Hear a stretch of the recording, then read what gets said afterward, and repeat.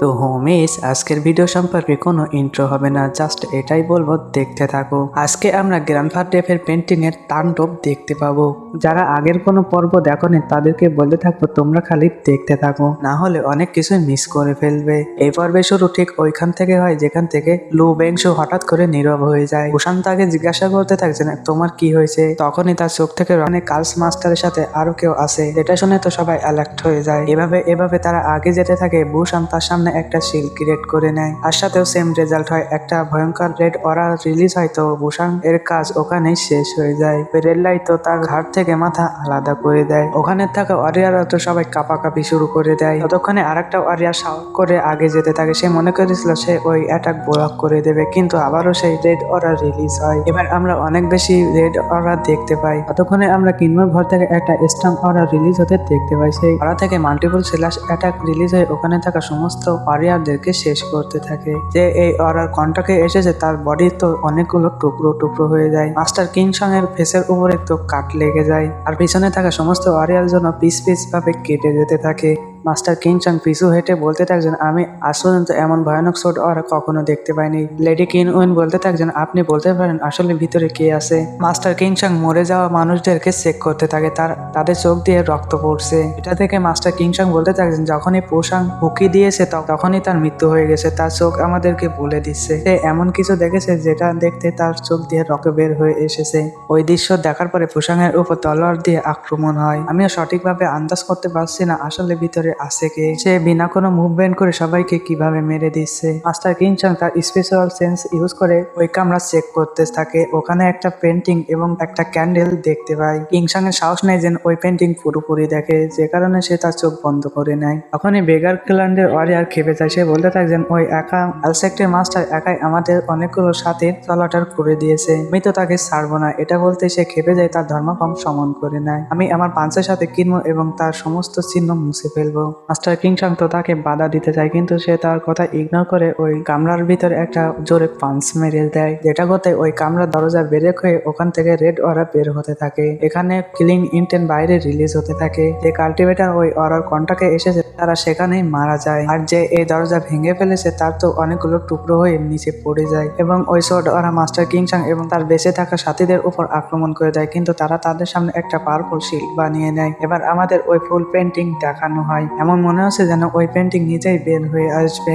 ওই পেন্টিং থেকে রক্ত টক টক করে পড়তে থাকে। অন্যদিকে ওই মাস্টাররা নিজেদেরকে বাঁচানোর জন্য তারা ধর্মকমের সাথে সাথে তাদের শিল্ড ফর্ম করে নেয়। এবার আমাদের ওই ভয়ানক পেন্টিং দেখানো হয়, যেটা থেকে কেনা এখনো পর্যন্ত রক্ত টক টক করে পড়তে থাকে। ওখানকার এনভায়রনমেন্ট অনেক বেশি ভয়ঙ্কর। অন্যদিকে ড্রাগন কিলিং এবং হুলিংকে দেখতে পাই, যারা কিনা এই রক্ত পড়া টপ টপ আওয়াজে তারা অনেক বেশি ভয় পেতে থাকে।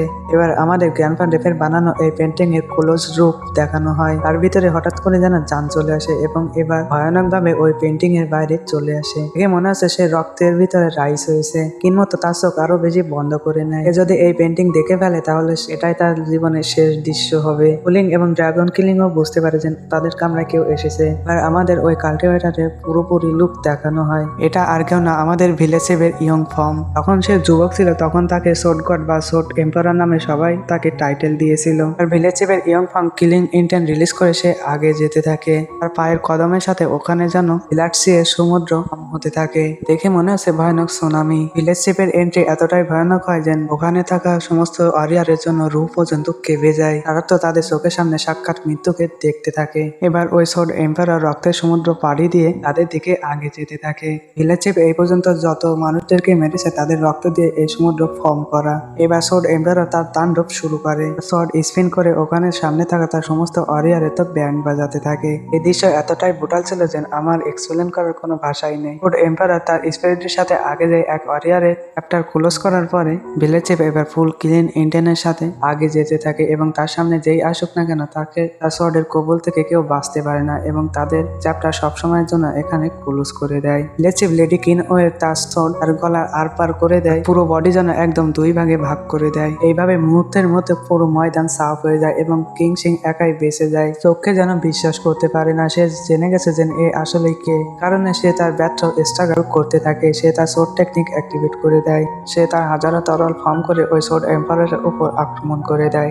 এ যার উপর তলোয়ার আক্রমণ করেছে সে তো তলোয়ারের রাজা। সোর্ড এম্পায়ারের অরাই এতটাই ভয়ানক ছিল যে ওখানে থাকা সমস্ত সোর্ড তার গায়ে লাগার আগে তার অরাই তাদেরকে ডিস্ট্রয় করে দেয়। এবার সোর্ড এম্পায়ারের কিংসং এর চোখের দিকে তাকে একটা লুক দেয়। এবার তার উপর একটা ফাইনাল স্ট্রাইক হয়। এই সোর্ড অ্যাটাকের ইনফ্যাক্ট এতটাই বেশি ছিল যেন ওই সোর্ড একটাই সিঙ্গেল অ্যাটাকের ভিতরে যেন হাজারো আর্মি লুকিয়ে আছে। লেটসিপ আমাদের তার কবিতা শোনায়। সে বলতে থাকে যে মাউন্টেন্স এবং রিভার কোনোদিনও পরিবর্তন হয় না, তো আমার মন পরিবর্তন হয়ে গেছে। এখানে আগে খুশি ছিল সেটা নিরাপত্তার অন্ধকারে ডুবে গেছে। আর শেষ ব্যাটেল দেখানো হয় যেখানে কিনা সোর্ড এম্পায়ার পার্টিসিপেট করেছিল। যারও সিপাহীর ভিতরে সোর্ড এম্পায়ার একাই যেতে যেতে বলতে, এখানে আমি ডানে দেখবো কিংবা বামে দেখবো, এখানে আমার ঘর এবং আমার গ্রাম চোখে পড়ে না। আমার আপন মানুষ সবাই মারা গেছে, আর এখানে যত লোক আছে তারা তো আমার আপন মানুষের কাপড় পরে আছে, কিন্তু তারা আমার আপন জনের জায়গা নিতে পারবে না।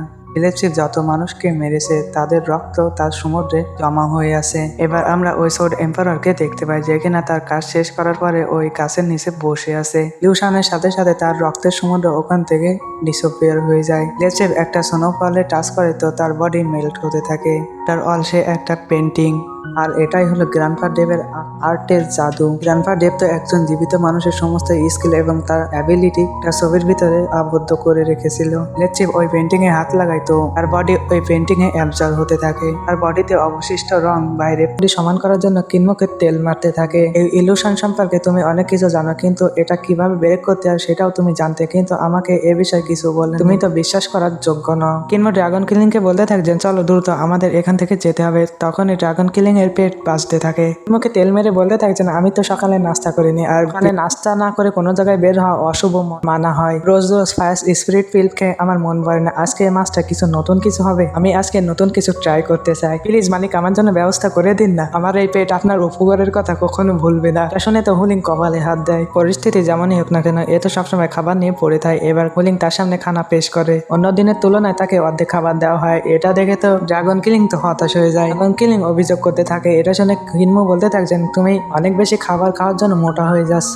এটা শুনে তো ড্রাগন কিলিং কেঁদে কেঁদে বলতে থাকে যে এখন তো আমার যৌবনের সময়, এখন তো আমি গরু হব। আপনি যদি আমার খাবার কাট করে কোনো গরু হচ্ছে না, তুমি তো কেবল মোটা হচ্ছ। আর যদি বলে তোমার যুবক বয়সের কথা, তুমি তো অর্ধেক বয়স পার করার পরে তুমি তো বুড়ো হতে যাচ্ছ। এসব যৌবনের কথা আমার সাথে বলবে না। এটা শুনে ড্রাগন কিলিং বলতে থাকছেন আমার বডি কিছুটা আলাদা। যদি আমি ঠান্ডা পানিও খেয়ে নিই তাহলে আমাকে না খেয়ে মারতে চাও। তুমি আমার মালিকের কান ভাঙিয়েছো। এটা শুনে তো হুলিং রেগে যেয়ে বলতে থাকছেন দ্রুত তোর খানা খেয়ে নে। খাবার শেষ করার পরে ড্রাগন কিলিং কিনমোদেরকে তার পিঠের উপর বসিয়ে আসল রুইন্সের দিকে যেতে থাকে। জানে এখনো তার পিছনে বিপদ কাটিয়ে যে কারণে কিনমো তার হেভেলি আই অ্যাক্টিভেট করে চেক করতে থাকে। কিনমো দেখতে পায় এখনো তো জানাম এবং তার সাথীরা কিনমো বানাতে চায়। আমি দ্রুত চাই ইম্পেরিয়াল অ্যাডভাইজার ফিরে এসে জন্য এই সব কিছুর বিচার করে।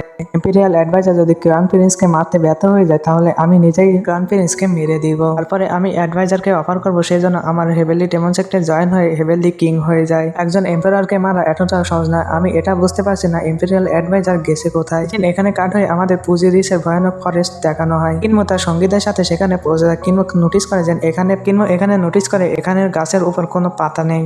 কে মনে হচ্ছে সমস্ত গাছের অরা ট্রেন করে দেওয়া হয়েছে। কিনমোর ওখানে অদ্ভুত ধরনের অরা অনুভব করতে থাকে, যে কারণে কিনমো সবাইকে সতর্ক থাকার জন্য বলে দেয়। শ্যাডো রাঙ্কের বাইরে এমনই অরা ছিল। একবার আমার ভিলেজ চিফ বলেছিল এখানে গডস এবং ডেমনদের ভিতরে ফাইট হয়েছিল, তার মানে এই ভ্যালিতে গডস এবং ডেমনদের রক্ত লেগে আছে। ডেমনলাট ওখানে থাকা ব্লাড চেক করে বলতে থাকছেন যখনই কোনো মাটির উপরে গডের রক্ত পড়ে তখনই সেটা ডিভাইন ইসেন্স সেটা মাটি থেকে বের হয়ে আসে, মানে গডের রক্ত জীবন দেওয়ার শক্তি রাখে। আর যে মাটি ডেমন ব্লাড অ্যাবজর্ব করবে সেই মাটি তো নরক হয়ে যাবে এবং সেখান থেকে কিলিং ইন্টেন্ট রিলিজ হতে থাকবে। মনে হয় এখানে থাকা ডেমনিক এসেন্স এই সমস্ত গাছের লাইফ এসেন্স শেষ করে দিয়েছে। এখানে ডেমন ব্লাডের সাথে সাথে গডের ব্লাডও রয়েছে, মানে একই জায়গায় খারাপ এবং ভালো এক্সিস্ট করছে। তাকে বলতে থাকছেন কি হবে যদি একজন ডিভাইন এবং ডেমন এসেন্স অ্যাবজর্ব করে। স্টেশনে ডিউটিয়ান বলতে থাকছেন তার পাওয়ার অনেক বেশি বেড়ে যাবে, এই ইউনিক কিসারে বদলে যাবে, তার ভিতরে ডেমনিক এবং ডিভাইন পাওয়ার এক্সিস্ট করবে। সোজা ভাষায় যদি বলা হয় সে হয়ে যাবে একটা শয়তান। এসব শুনে তো হুলিং ভয় পেয়ে যায়। সে বলতে থাকে থাকছেন আমরা কি কোনোভাবে এই জঙ্গল স্কিপ করে এখান থেকে যেতে পারি না। কিনমো তাকে বারণ করে যায় এখানে মাউন্টেনের উপর সোয়ানজি কুরাসো সেট আপ করা হয়েছে, আমরা যদি সেখান দিয়ে যাই তাহলে ওই কুরাসো আমাদেরকে শেষ করে দেবে। ওই ডিভাইন অ্যাটাক থেকে বাঁচার জন্য আমরা এই রাস্তা বেছে নিয়েছি। কথা বলে কিনমো আগে যেতে থাকে। কিনমো ওখানে কিছু মনিউমেন্ট দেখতে পায়। কিনমো এই মনিউমেন্ট পড়ে বুঝতে পারে এটা তো তার হেভেনলি ডেমন সেক্টের ইনস্ক্রিপশন। কিনমো তাদেরকে বলতে থাকে অনেক বছর আগে আমার হেভেনলি ডেমন সেক্ট এই রাস্তা দিয়ে যাতায়াত করতো। এই সময় আমাদের ডিসাইবল একটা মনিউমেন্ট এস্টাবলিশ করে যাতে এখানে থাকা ভয়ানক ডেমন ট্র্যাপ করতে পারে। যদিও তারা এই ডেমনদেরকে সিল করেছে কিন্তু তারা এখনো পর্যন্ত বেঁচে আছে। তখনই আমরা দেখতে পাই ওখানে থাকা গাছের শিকড় অ্যাক্টিভেট হয়ে কিনমোর পিছু করতে থাকে। কিনমো যখন পিছনে ফিরে তাকায় তো সেগুলো গায়েব হয়ে যায়। কিনমো এইসব ইগনোর করে আগে যেতে থাকে তো ওখানকার মনিউমেন্ট নিজে নিজে নড়ে ওঠে। কিছুক্ষণ ট্রাভেল করার পর কিনমো একটা লেকের সামনে পৌঁছে যায়। আমরা দেখতে পাই এই লেকের ভিতরে অনেকগুলো মনিউমেন্ট সেট আপ করা হয়েছে। হুলিং তো এই ভয়ানক দৃশ্য দেখে অনেক বেশি প্যানিকড হয়ে যায়। ওখানে তারা কারোর চেঁচানোর আওয়াজ শুনতে পায়। তারা দেখতে পায় যে ওখানে একটা মেয়ে তাদেরকে সাহায্যের জন্য ডাকতে থাকে। ড্রাগন কিলিং বলতে থাকছেন আরে দেখো ওখানে কেউ স্নান করছে। এটা শুনে হুলিং বলতে থাকছেন ওকে স্নান করা বলে না, ওকে বলে ডুবে মরে যাওয়া। ড্রাগন কিলিং মাথা কাটিয়ে বলতে থাকছেন এ যদি ডুবে যেত তাহলে এ কাপড় পরে থাকতো, কিন্তু এ তো কাপড়হীন ভাবে পানির ভিতরে রয়েছে। মানুষরা তখনই বিনা কাপড়ে পানির ভিতরে যায় যখন তারা স্নান করবে। সে জোরে জোরে চেঁচিয়ে কিনমুকে বলতে থাকছেন প্লিজ এসে আমাকে সাহায্য করুন। ওখানে কিছু গাছের রুট থেকে তাকে চারিদিক থেকে ট্র্যাপ করতে শুরু করে দেয়। সে বলতে থাকছেন এই পানির নিচে ডেমন আছে, আমি তাদের হাতে মারা যেতে চাই না, যে কারণে প্লিজ দয়া করে আমাকে সাহায্য করুন। আমরা দেখতে পাই কিনমো সল তো অলরেডি ওই লেগের নিচে চলে যায়। সে ডুবে যাচ্ছিল, সে কিনমোকে ট্র্যাপ করতে থাকে। সে বলতে থাকছেন আপনি অনেক বেশি নরম মনের মানুষ, আপনি আমাকে সাহায্য করতে এখানে চলে এসেছেন। নদীকে ড্রাগন কিলিং এবং হুলিং দেখতেছেন কিনমো কোনো মুভমেন্ট করছে না। নদীকে আমরা কিনমোকে দেখছি ভয়ানক ডেমনকে দেখানো হয়। প্রত্যেক হোটেল ব্রাঞ্চের ভিতরে তার দেহ আটকানো ছিল। সমস্ত ফার্ম কিনমোকে ডাকতে থাকে। ওখানে থাকা সমস্ত ডেমন কিনমোকে সিডিউস করার চেষ্টা করতে থাকে। ওই ডেমনটাকে ট্র্যাপ করে বলতে থাকছেন আপনি অনেক বেশি নরম মনের মানুষ যে আমাকে বাঁচানোর জন্য আপনি এখানে চলে এসেছেন। একটাই দেখতে তার রুট দিয়ে কিনমোকে আস্তে আস্তে ট্র্যাপ করতে শুরু করে দেয়। উডেন ব্রাঞ্চেস পানির বাইরেও চলে আসে। এখানে আমরা কিনমোর আসল বডিকে দেখতে পাই যে কিনা বিনা হুশ গানে লেকের দিকে আগে যেতে থাকে। যেমন আর ওই ডেমন বেশি কিছু করার আগে কিনমোর জ্ঞান ফিরে আসে। সে তো তার পা ফেলাতে ওই রুট গায়েব হয়ে যায়। তাতে কিনমো সল ওই ডেমনকে ধরে ফেলে। কিনমো বলতে থাকছেন এখনই আমি একটা ব্রাঞ্চ ডিস্ট্রয় করেছি, বলো সেটা তোমার পা ছিল নাকি হাত ছিল? শুনে ওই ডেমন বলতে থাকছেন স্যার আপনি নিজেই আন্দাজ করুন। কিংবা বলতে থাকছেন এই জঙ্গলে থাকা সমস্ত গাছ মারা গেছে, এখানে সমস্ত গাছ মারা গেছে, কিন্তু তার নিচে থাকা সমস্ত রুট এখনো বেঁচে আছে। মনে হয়তো এখানে ডেমনিক এবং ডিভাইন ব্লাডের কারণে ওই ডেমন বলতে থাকছেন মনে হয়তো তুমি হেভেনলি ডেমন সেক্টর কোনো মেম্বার। ওখানে হুলিং অ্যাটিটিউড নিয়ে সামনে এগিয়ে আসে এবং অনেক প্রাউডলি বলতে থাকছেন আমার মাস্টার কোনো হেভেনলি ডেমন সেক্টর মেম্বার না, সে তো হেভেনলি ডেমন সেক্টর লিডার। শুনতে তো ও ডেমন পালি ডেমন সেক্টর একটা লিডার এখানে চলে এসেছিল। সে সিদ্ধান্ত নিয়েছিল সে সবসময়ের জন্য আমাদেরকে এখানে সিল করে রাখবে, তার কারণে আমি এখানে বন্দী হয়ে আছি। সে তো আমার পুরো জীবন ধ্বংস করে দিয়েছে। এইসব কথা বলার সাথে সে তার অনেকগুলো ফর্ম সমান করে নেয়। কিনমুকে আরো বলতে থাকছে না জানি কত বছর ধরে আমি এখানে বন্দী হয়ে আছি, আজকে আমি সুযোগ পেয়েছি, আজকে আমি আমার প্রতিশোধ নেব। এই সিনের সাথে এই এপিসোড এখানে শেষ হয়ে যায়। Thank you for watching. আগের ভিডিওগুলো দেখার জন্য তোমরা ডিসক্রিপশনে থাকা লিঙ্ক থেকে দেখে নিও। স্পিরিট বাড়ানোর জন্য তোমরা সেটিংয়ে যাই এই স্পিরিটে ক্লিক করে এখানে ইচ্ছা মতন তোমাদের মত অনুযায়ী এখান থেকে তোমরা স্পিরিট বাড়িয়ে দেখতে পারো, না হলে তোমাদের কাছে হয়তো বোরিং এবং স্লো লাগতে পারে। Thank you for watching.